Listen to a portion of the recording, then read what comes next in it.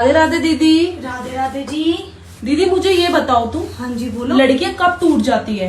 अपने माँ बाप के घर तो देख कोई लड़की नहीं टूटती, क्योंकि भाई माँ बाप चाहे उनकी हैसियत नहीं है, अपनी औकात से भी ऊपर होकर के ना अपनी बेटी को अपने बेटे को सारी खुशी देने की कोशिश करते हैं।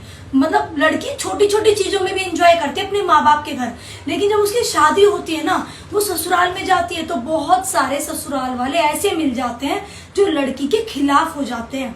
वैसे चाहे उनमें कितनी भी एकता ना हो, सब अलग अलग थाली में खाते हो, अलग अलग रहते हो, सीधे मुंह से एक दूसरे से बात भी ना करते हो, लेकिन जब एक बहू की बुराई करने की बात आती है ना, तो ऐसे इकट्ठे होके बात करते हैं जैसे इन लोगों में कितनी एकता है। और उनकी एकता में जब लड़की का पति भी शामिल हो जाए तो वो एक टूटने वाली सिचुएशन ही होती है।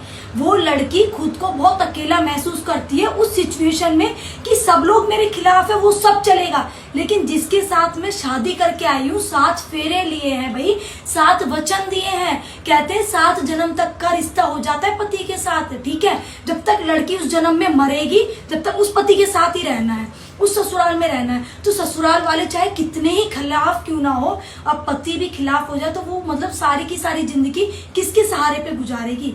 तो एक लड़की अंदर से चाहे कितनी पढ़ी लिखी हो, कितनी समझदार हो, या कोई कितनी ही अनपढ़ क्यों ना हो, वो भी ना टूट करके बिखर जाती है, क्योंकि कोई उसको समझने वाला नहीं है, कोई उसे कहने वाला नहीं है। तो उन लोगों को कहने दे तेरे बारे में जो कहते हैं मैं तेरे साथ खड़ा हूँ, उनको चलने दे जो जैसे चल रहे हैं। जहां पे तुझे जरूरत होगी मैं हूं ना, तू मेरे साथ ब्याह के आई है, मैं तेरे साथ खड़ा हूं, तुझे और किसकी जरूरत है। अगर भाई पति इतना सा भी कह देता है ना, तो लड़की ये लगा ले 100 जंग भी जीत लेती है, अपने अंदर एक नया हौसला जगा लेती है। ससुराल वाले कितनी ही कमियां निकालने वाले क्यों ना हो, कितने ही उसके खिलाफ क्यों ना खड़े रहे, उसके खिलाफ कितने ही बड़े बड़े षड्यंत्र क्यों ना रच रहे, उन सब पे भी खरी उतर जाती है। सिर्फ किसके सहारे? क्योंकि उसका पति उसके साथ खड़ा है। समझ में है? उसकी सबसे बड़ी पावर ही उसका पति है। लेकिन जहां पे लड़कियों के पति उसके साथ नहीं देते ना, वो लड़की अपने घर में परफेक्ट, सर्वगुण संपन्न, कितनी अच्छी क्यों ना कहलाती हो, वो भी ससुराल में आके बदचलन, कामचोर, बेशरम, इसकी आंख में तो सुअर का बाल है, ये है, उल्टे सीधे शब्द उस लड़की के लिए यूज करने जाते हैं, जिन शब्दों का आज तक उससे कोई मतलब ही नहीं था।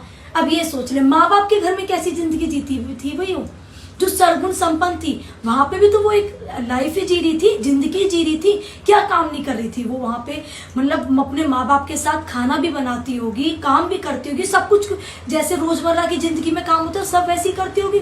वहां पे उसमें कमियां नहीं थी, ठीक है। और ससुराल में आके उसमें कोई भी खूबी ही नहीं